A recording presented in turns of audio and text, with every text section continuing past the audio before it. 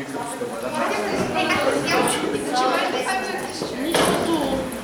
guys, how can I help you?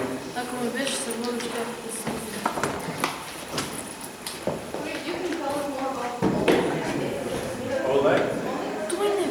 Sure, so he's just he's the Viking who leads that idea of just like destroying the coast that Charlemagne was created. So he's the most responsible for defeating Charlemagne's centralized response.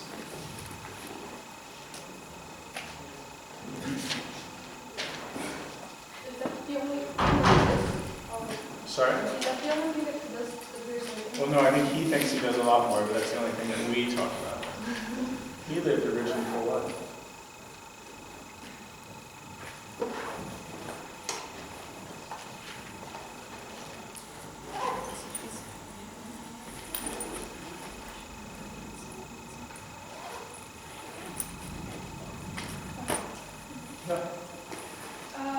No, I have class with Mr. Neal, and I'm curious if there's something that when we do the presentations that you taught, I know that we do the same presentations, but I don't know if we have the same content right now. So if there is anything besides say for I don't know, because I haven't been in your classroom, right? I do know that the test that you'll take on Monday is only on content that you've studied. Yep. Is it in the break in Monday in test period? Yep. Okay. And do we, or have you created the list of the notes where we should be? No, I'll email that to you, I guess. Okay. Could you just ask us a critical thinking question kind of thing so that we start a discussion and we might figure out whether or not the content that we have is understanding of what the study matches what you've been teaching and what role we've been You're also worried about the test? Yeah. So we made the test together. So the test is, like I said, it's only going to be on things that you guys have studied.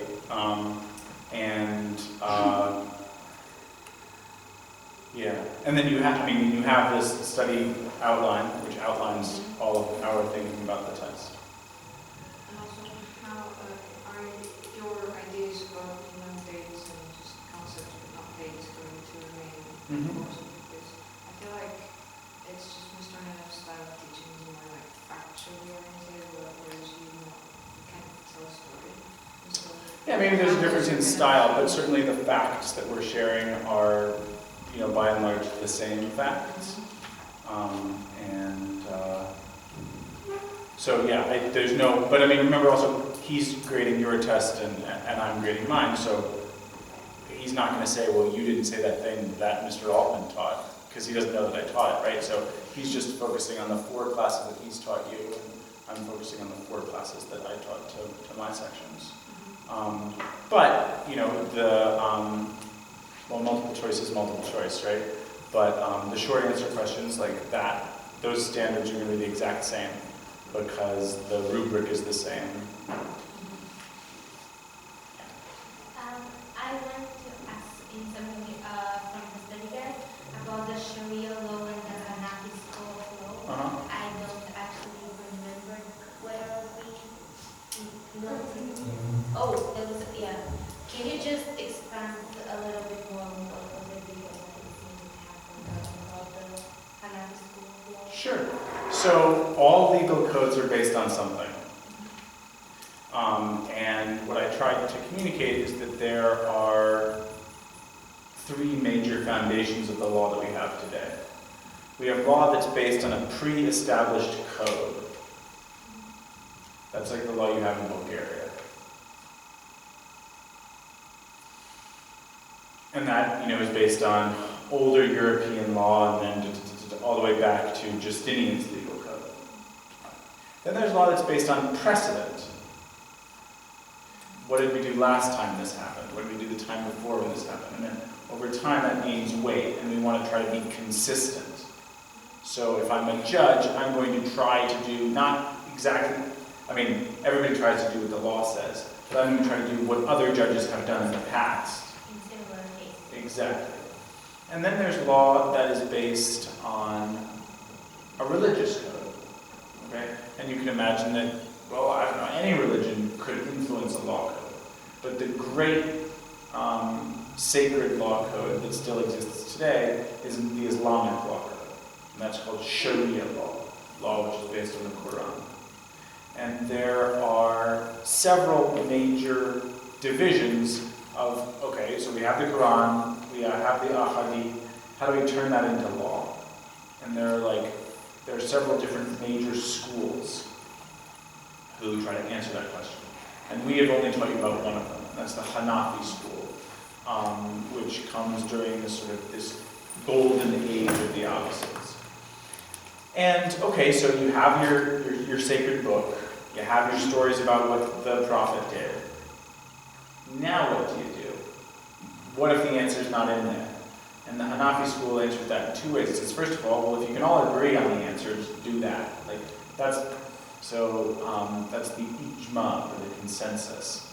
That's kind of like common sense, right?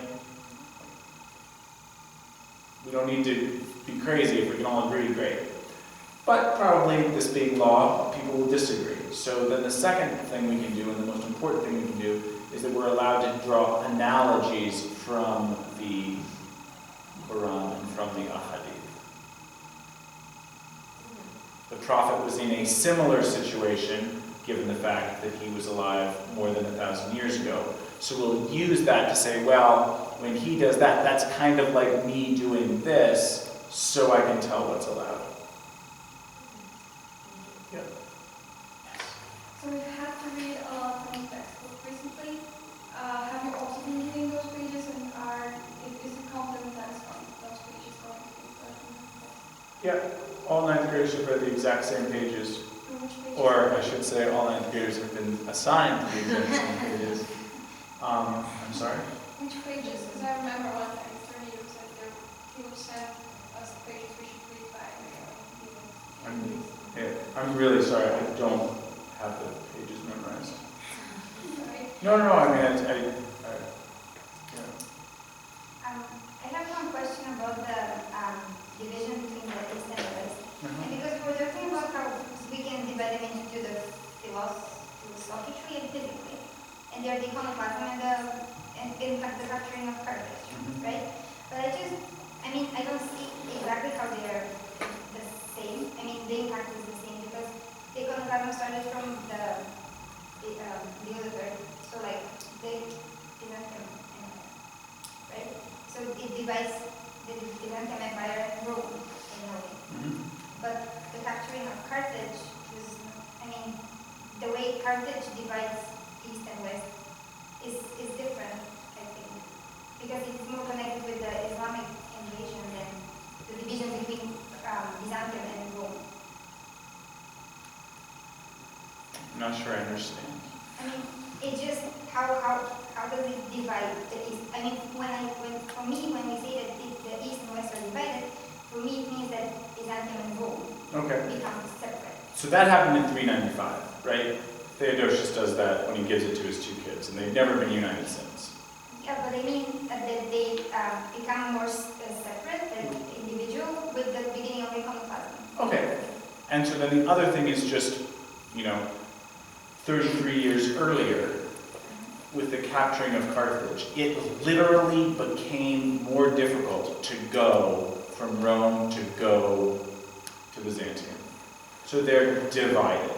And actually, I think you probably are in the best position to realize this, maybe of any age group. But one thing that really unites people is trade.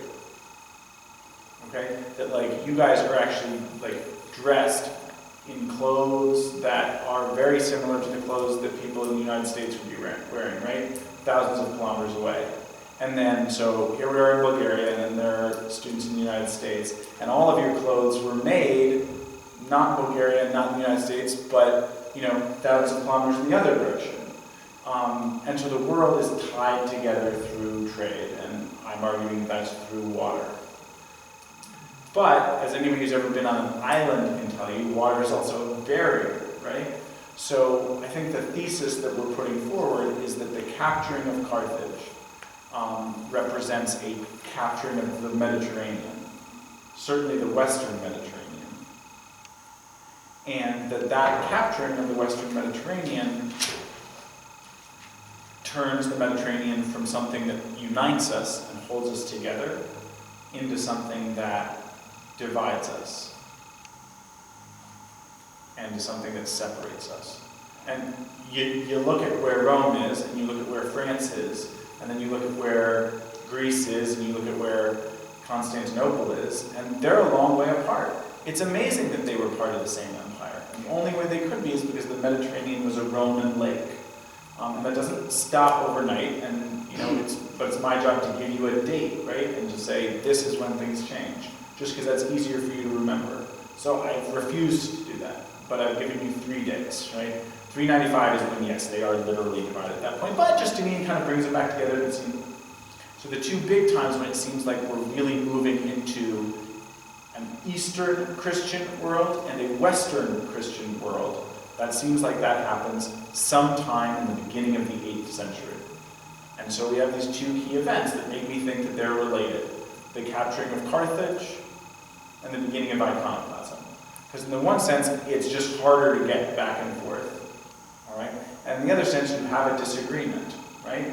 So it's like there are 2 people who are in a relationship, and they live, I don't know, in the same neighborhood, and then one of them moves away. Okay, so that's the capturing of Carthage. Now it's just harder for them to see each other, all right?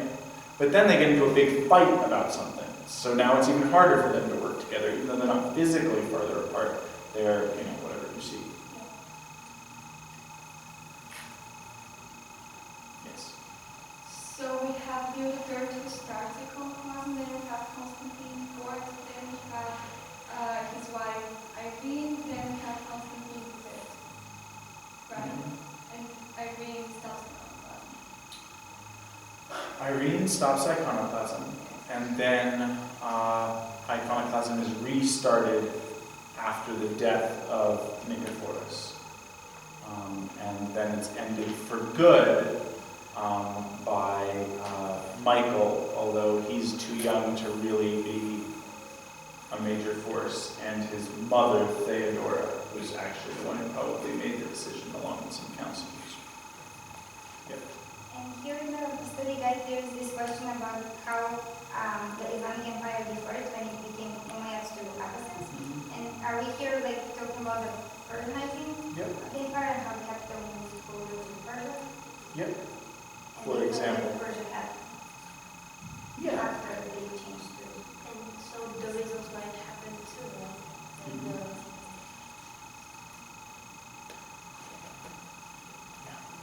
Why was not Irene an original Catholic person?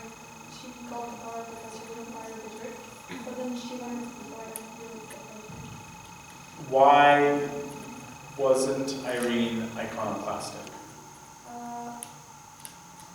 That's your question, right? Yeah, exactly. Well, in a really easy way, I guess she liked icons. No. I mean, I think she thought that icons were an important part of Christianity. I think that actually, it's easy for us to go back and look at something that happened more than 1,000 years ago and say, people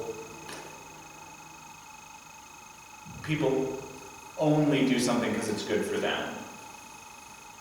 Maybe that's often true, but I think people do believe the thing they're arguing for. Does that make sense? I mean,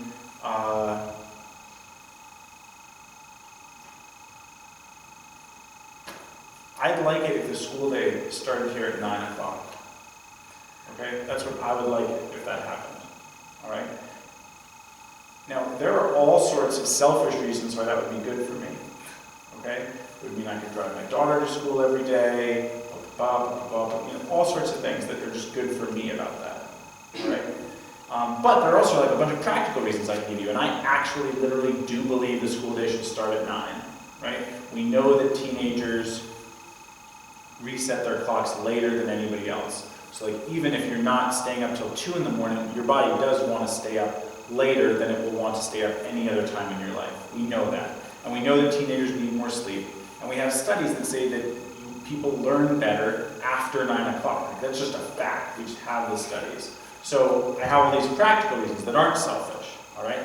So 1,000 years from now, it's easy to look back and just say, why was Altman a late starter, right?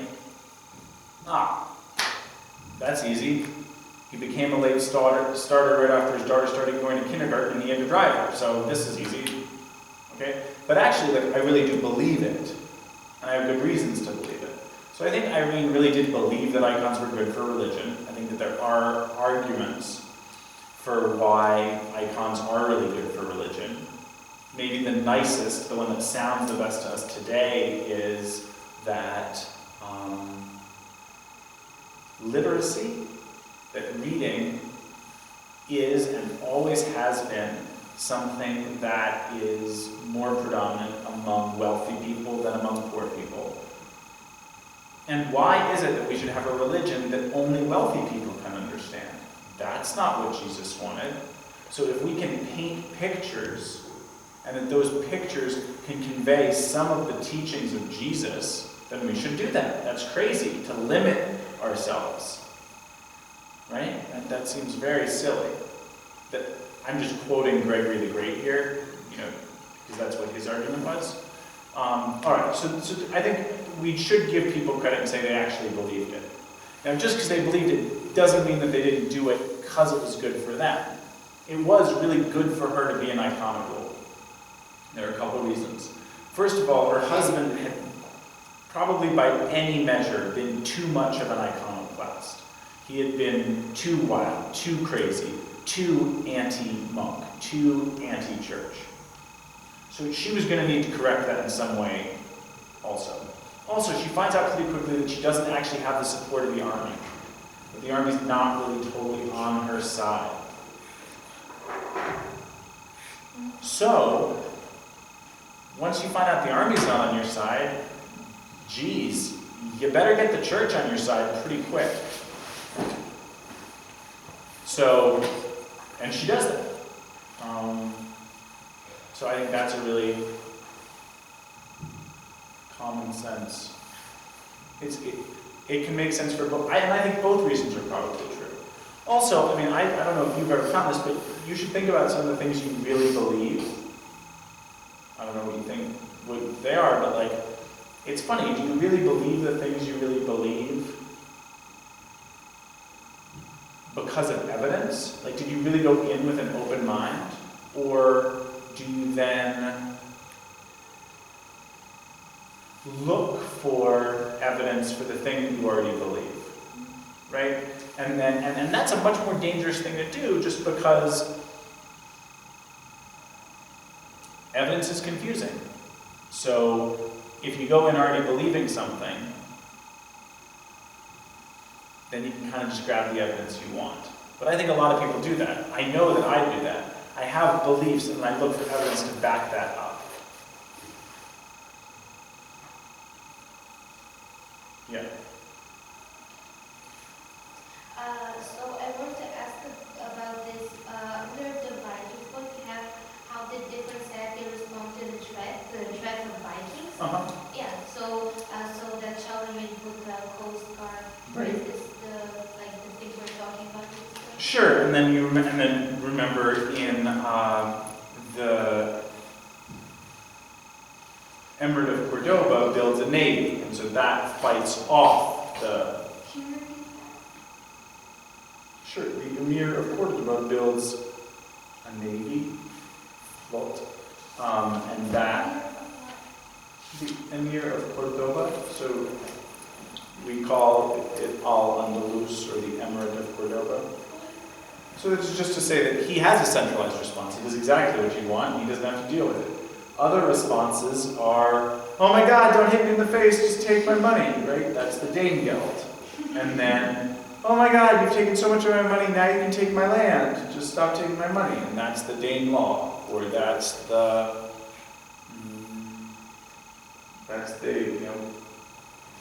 giving up of Dublin, or that's the giving to Rollo of Normandy. Yeah. And here one of the questions is why we know not enough about the words, a movement towards Byzantium, but I don't really know why. Oh, it's just because the Vikings don't have a written language, and nor do the Slavs. So when the Rus are going to the east, you have illiterate people dealing with illiterate people, so we should know less about what happened. I mean, most of what we know about Bulgar history, before the 10th century, is from Greeks. So we have to be pretty careful, Like most of the stories even the story about Kron, right? I think we only know about that from Greek sources. So, did that even happen? Or is that just something, is that something the Greeks made up to make the Bulgars seem like barbarians? I don't know.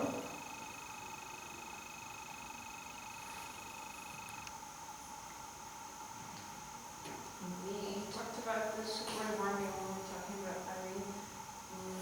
I think I misunderstood this, so could you correct me if I'm wrong?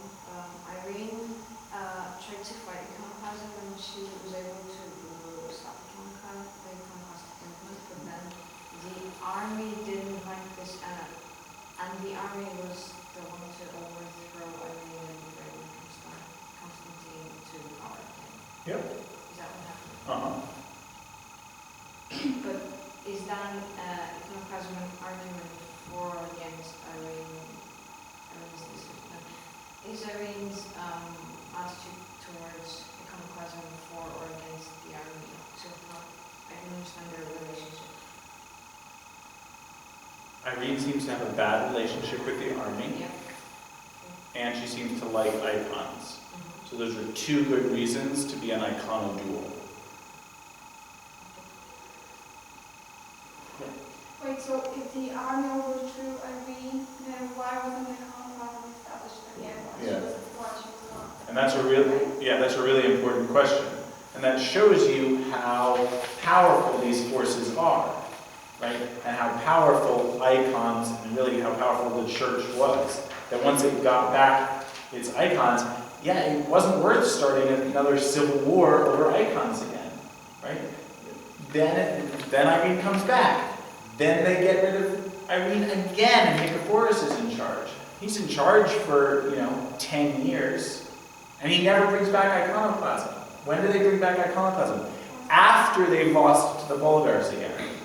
Once we need, that to me feels like after a big loss, we need to blame it on somebody. The army doesn't like blaming themselves, so we blame it on icons.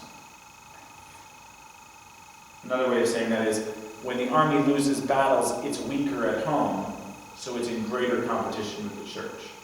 Seems to me that when everything's going great, under Justinian, army, church, everybody's winning, everybody's happy, everything's great.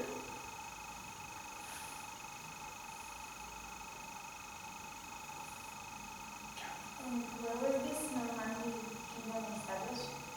It's in the north of France, in what's called the Seine River Valley. So if you take the river that flows into Paris and you follow it north.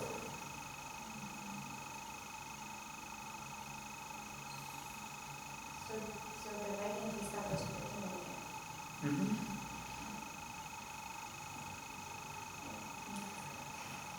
That's just the final date. It happens in 911. Or,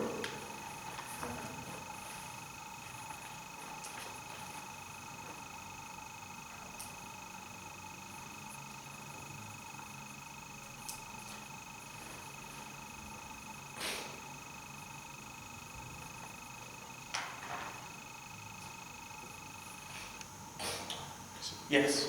Here in Sirikak you mentioned that we should know about the House of Wisdom. Should we know only the achievements of the House of Wisdom and our aphorism, or we should discuss the significance of this creation and the Both of those translations? things, please, yeah.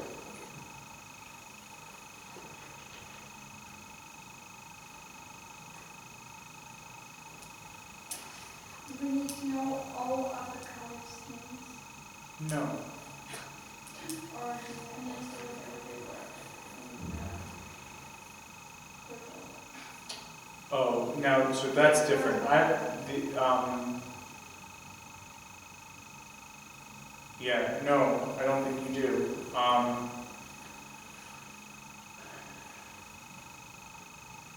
think you want to know al-Rashid, Harun al-Rashid. He seems like he's the biggest one that we spoke about. And then, yeah, al-Mamun and al-Mutasim, his sons, that seems important. Because it's a different son who's in the Civil War with al-Mamun, but yeah, because the creation of the slave army is important. But there's not going to be a time where we're trying to sort of trick you by like, we trip you up with the caliphs. Again, I think it's more conceptual than that. I don't know, I think about some of the questions we've had on the quizzes, and I guess like asking you who the first de jure ruler of the Carolingians. That's not exactly a quiz question, but something like that. That's a little bit tricky, I guess. Like, that's a little bit annoying. But I guess we're just a little bit annoying. Yeah. When you're discussing the long impact of iconoclasm, should we, before we do this, have to decide who won iconoclasm? I think you need to know right now who won. Well, but we talked about in class how it depends whether we're looking at. Yep. So the long impact then maybe, is it like what you mentioned how if something is not going okay, they don't split the army, so they're bringing the iconoclasm again. Yeah, but then we're done with iconoclasm, right? We haven't had iconoclasm in 1,200 years. But the long-term impact of iconoclasm in Byzantium is an increased power of the emperor. And that's like that word, it's on the key term, is Caesaropapism, that the emperor is the pope. The other long-term impact, of course, is we got pictures in churches.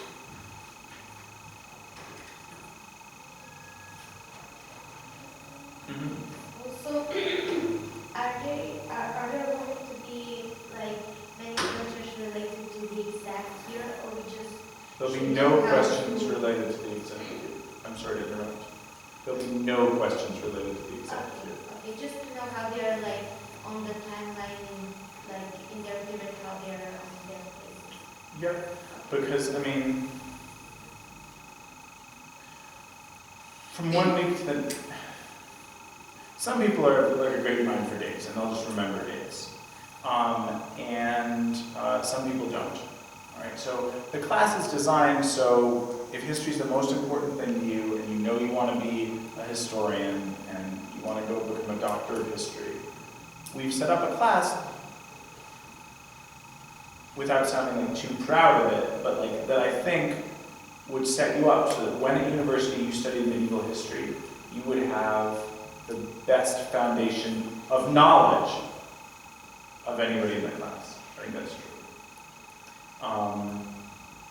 Not because you have such great teachers, just because nowhere else in the world do people study medieval history for a living. Like, just nobody does that in high school. So, why not? Yeah, why isn't that? Because most curricula take a view for the whole world and not just Europe. So you'd spend less time on Europe, and we'd be talking about dynasties in China and what was happening in India and the kingdoms of Africa and all sorts of other things that could easily. Okay, so we give you the dates, right? And so from week to week we do, like on a quiz, we would feel totally fine just asking you about dates. Okay, other end of the spectrum, right? It's 30 years from now, okay? What does that make you? You're 45? Okay, that's too far to even imagine. Okay, so let's just go to 16 years from now, okay? then you're like, you're my age, okay? Maybe that's imaginable, I don't know. What do you really remember about your 9th grade history class? Okay, I promise you I remember some things from my 9th grade history class. I don't think I remember a single date though, and I'm a history teacher, so I'm confident you won't remember all sorts of dates. Will you remember some large themes? Like, will you remember that the capture of Carthage divides the Mediterranean? Maybe, but like, probably not that either. So then what are you going to remember? Well, maybe you'll remember just like some really big things, which may not even have to do with history, but might have to do more with the world or with skills. Like maybe you'll remember that your conclusion has to say something different than your thesis. That seems like that's something that we really hit hard. That might be something that stays with you forever. Right? I've always known since 9th grade that you can't just repeat your that you can't do it. So that's, okay, great. So that's where we are. So this test is somewhere in between I remember 4 things from the whole year, and I remember every date from last week. So it's these big general concepts. But if you don't understand the order in which events happened, then you can't ever make an argument. So it's almost like the dates that we talk about in class, that's just the raw, well, this isn't a pun, but they come from the same word. That's just like the raw data that a scientist would gather, right? Now, I've cheated because I haven't given you all the dates. I've only given you the dates that I wanted to give you. We made the timelines, right? So, yeah, we stacked the deck, which means we cheated. But now you have these dates, and then we're asking you to use these dates, or at least these events, to form some sort of a coherent story and thesis about the events. So yes, it's important that you know that Baghdad was built before the House of Wisdom, because you see the beginning of the Persianization, and then the House of Wisdom is sort of the culmination of the Persian. But if you don't know that Baghdad was built in 862, the world's going to keep spinning, and you're not going to lose any points on your test. And one of those things is more important than the other. If the world stops spinning, that's really bad. Yes? Do you have the quizzes you gave your classes and can send them to us? Well, the answer to the first part of that question is yes, I definitely have the quizzes that I gave. I don't usually send out copies of the quizzes out of like a fear that whoever is teaching the class next year, if they wanted to use the quizzes, and then there's like a digital copy, and it's not that I don't trust you, it's just I don't think, I think though, I don't know that studying from quizzes is the best way to study for tests. Because it's true, multiple choice, I get it. Yeah, no, I just want to remind myself what kind of questions you give because you haven't had. Yeah.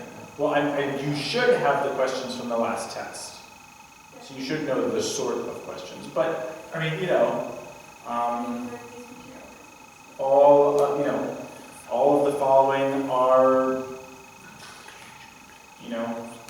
places that are captured by the Abbasids, or all of the following are languages of the House of Wisdom, except, and you have to say, or like, all of the following are things that Al-Khwarizmi did except, or maybe it's about Al-Khwarizmi's curriculum, or maybe it's about these are Carolingians and these aren't Carolingians, or these are iconoclasts or these are iconoduals, or places where the Vikings went versus places they didn't, Yes? Also, are we still going to write paragraphs this semester? Oh, you mean like a writing assignment? Yes. But not for Monday. So, since we don't have quizzes every week, we have a lot less grades.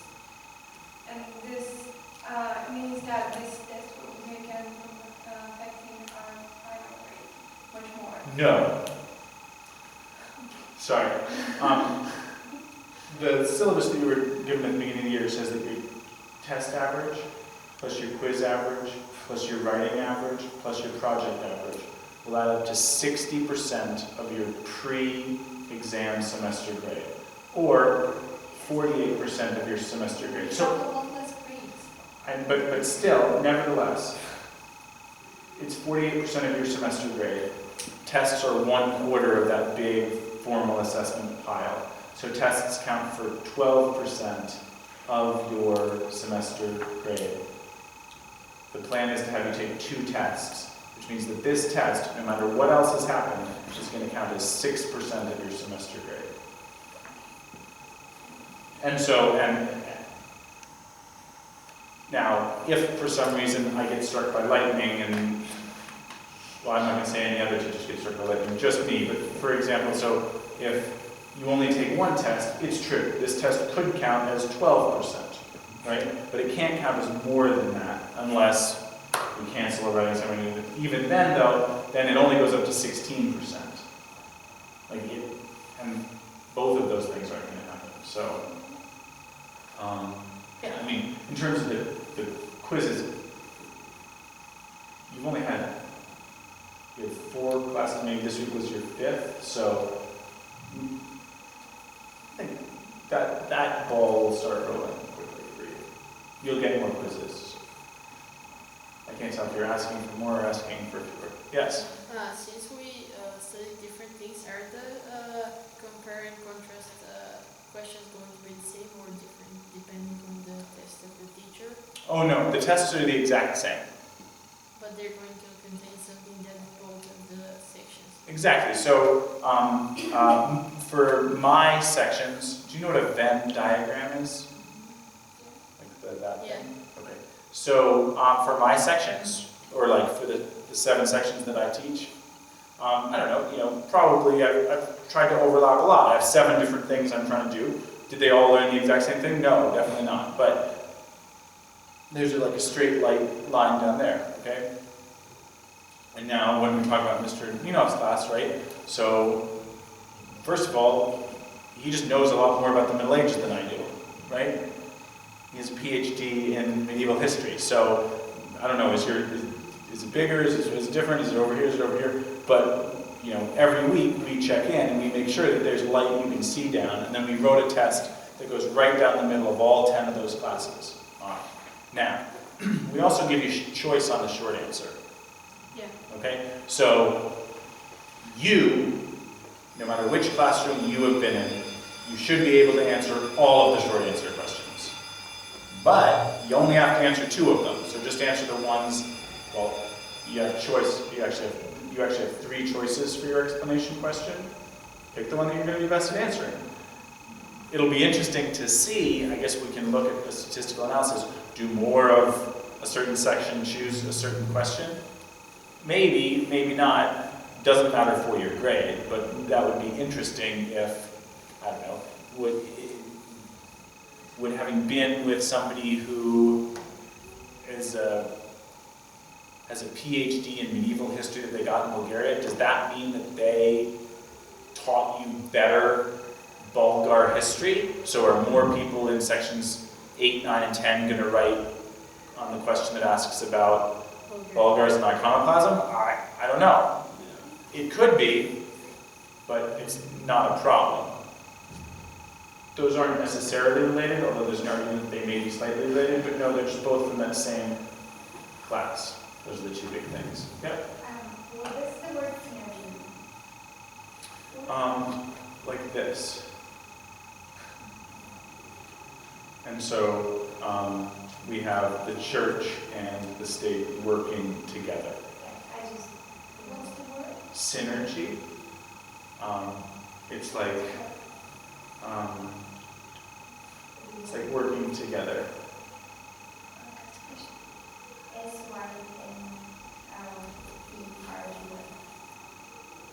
It's from the same thing as like energy, but then it has that sin, which means together. If I try to summarize what we've covered in these 4 classes, which I 4 classes. 4 classes which we've covered. So we spent the first class talking about France, or the French kingdom. I'm not sure. Yeah, let's call it Francia, because it also includes a bunch of Germany. I'm not sure. Yeah, we talked about the Carolingians and this rise of the mayors kind of taking over from these Merovingian kings. Great. So that's the first class. The second class we moved back to the world. Yep. And we looked at some changes that happened in the structure in their Yes. history. And then we took a look at the Viking. Yep.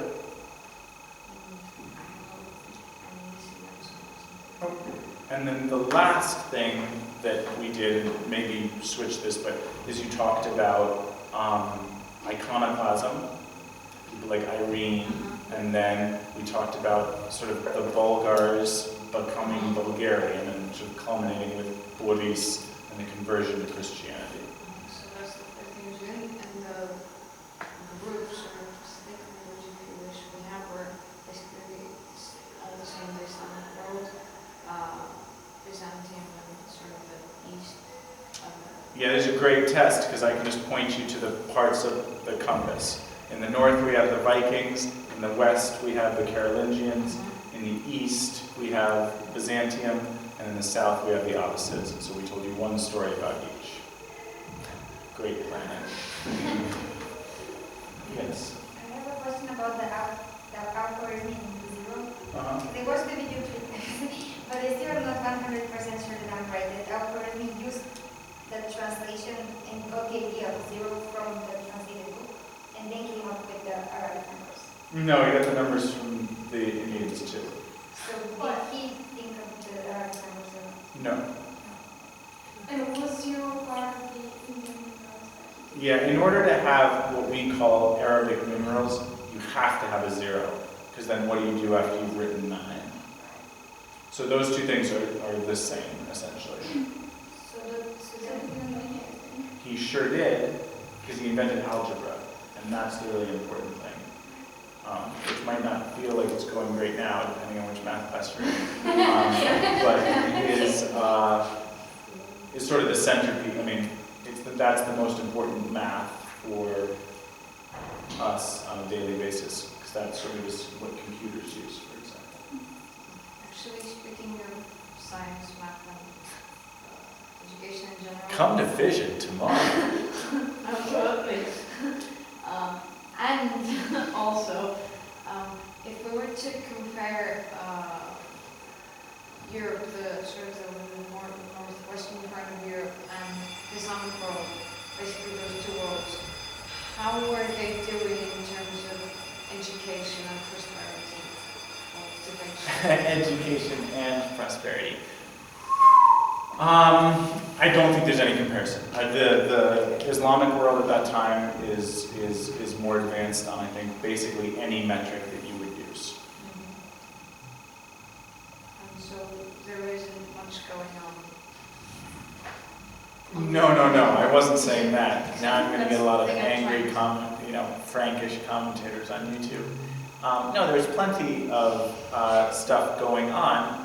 A nice example of that is Al-Queen and the creation of this curriculum.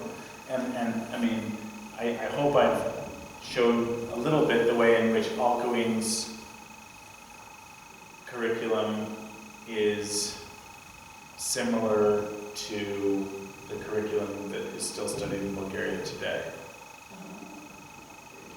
But whether or not that connection has been made for you is not essential. I'm just saying, there's lots of stuff going on. A big question is, why is it that the Islamic world seems to be much, I don't know, what does it mean to be advanced, I guess, but much more advanced, at least closer to the things that we know today. There's no math that's invented in the Frankish kingdoms, right? To be fair, Leibniz is going to invent calculus, right? So, I mean, 800 years later, but okay. So we'll give some credit but I don't know, I think trade has a lot to do with it. I think the more trade you have, it seems like the more interconnected you are, seems like the more advanced technologically and maybe even intellectually you are. It's probably not, I don't think it's an accident that Athens, the center of trade in the Greek world, was also the center of philosophy. I don't think it's an accident that then that happens in Rome, and then that happens in Constantinople, and then that happens in Baghdad. I think that trading centers, so here's like your big 15 years from now, right? Hang out with people who are different from you is a pretty good idea.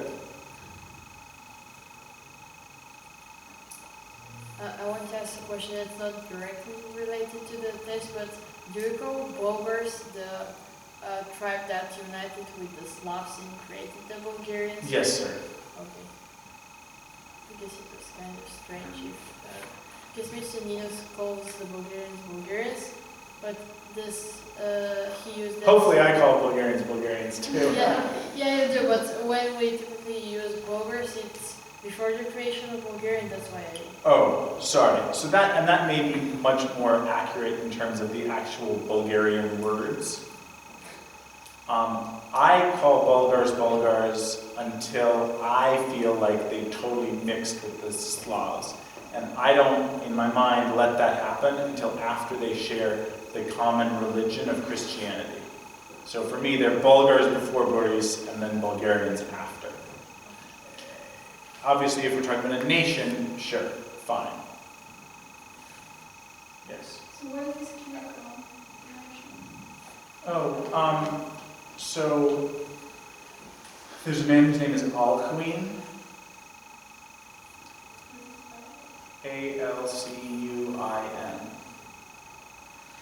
and he is invited by Charlemagne. He's an Italian monk. He's invited by Charlemagne to reform the educational system. And he creates these two different profiles that you can take. One is kind of mathy sciencey, and one is kind of liberal artsy. So yeah. Yes. What was this in the textbook? Alcuin is certainly in the textbook. I don't think his curricula are. Yeah, you don't need to. Show it to us. I think we had like the pictures of the poles, like Yeah. how they were painted in that time. Cool. I didn't show any pictures at all. Great. I'll have to steal those pictures. Good. Yes. So Harun al-Rashid was the caliph who had a sister, right? Yeah. I I mean, I think probably all of the caliphs had sisters. Oh, But the one that, yes, we're talking about the same one. so his sister married the vizier. Yeah, well, let's put married in quotation marks. Yeah, but he forbid them to have a kid, and they had one. So That's the story, yeah. yes, and he killed him. But what happened after? Because I remember there was something. The key thing that happens, for whatever reason, whether it's for self-interest or because of this complicated story, the Barmakids, who had been the viziers of the Abbasid caliphs since 750, and it was the grandfather, and then the father, and then Jafar, the son, they lose favor. And the most important thing is, okay, is that what was making the caliphate Persian? Maybe, but I use this analogy in some classes, and it's an analogy that has to do with doing drugs. And it's important that you understand that I'm saying don't do drugs, okay? But if you imagine that Persianness, all right, and Persian culture is like a drug, and you imagine that the viziers are like drug dealers, okay? Now I've just told you drugs are bad, okay? And drugs are bad. Don't do drugs, okay? I'm not saying Persia is bad, and I'm not saying Persian culture is bad, okay? It's fine if you want to do Persian culture, okay? But, again, so let's just imagine that Persian culture is a drug, and let's imagine that the viziers are the drug dealers, all right? And we'll imagine that the caliphs are our junkies who keep doing the drug, doing the drug, doing the drug, doing the drug. So in 803, the junkie, again, nothing against al-Rashid, he's a great guy, he's not a junkie. He kills his drug dealer, right? He kills Jafar. So then the question is, that I'm saying is he still addicted to drugs and is he still going to do drugs? And the answer is absolutely yes. The Abbasid Caliphate is Persian, all right? So is he still going to follow? Yeah, he's Persian, he was born into a Persian culture, you know. So I think that's the big thing to understand. The big thing that the fall of the Barmakids teaches me is that the Abbasid Caliphate was deeply Persian, far beyond the influence of any one family. Yes? When we are talking about this Persian influence, what are like the main characteristics of this Persian culture?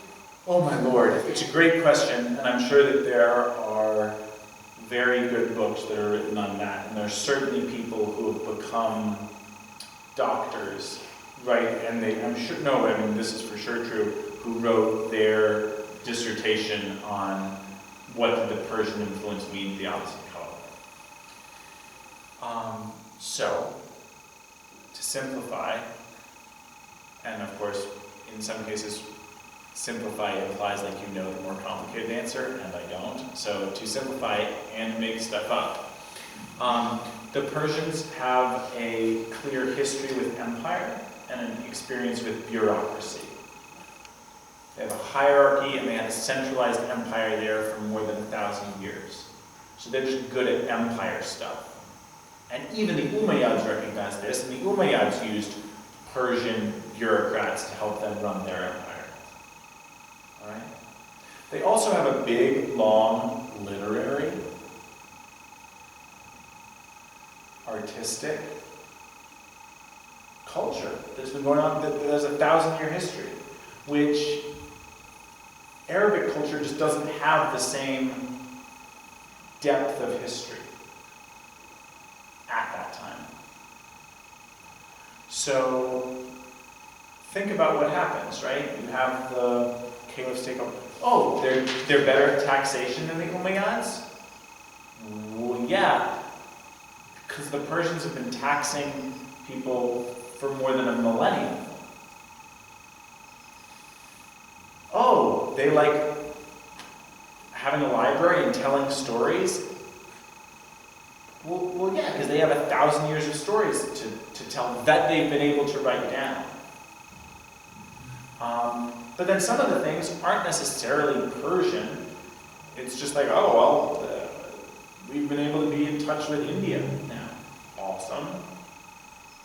They know lots of great things, like numbers. So the legal code gets more complicated. That makes sense to me, because Persia was a complicated place that had already had a big law code. Does that make sense? Like,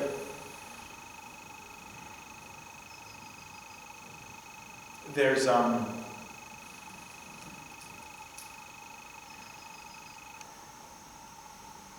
Latin expression that a Roman said, and which is true of like almost all Latin expressions.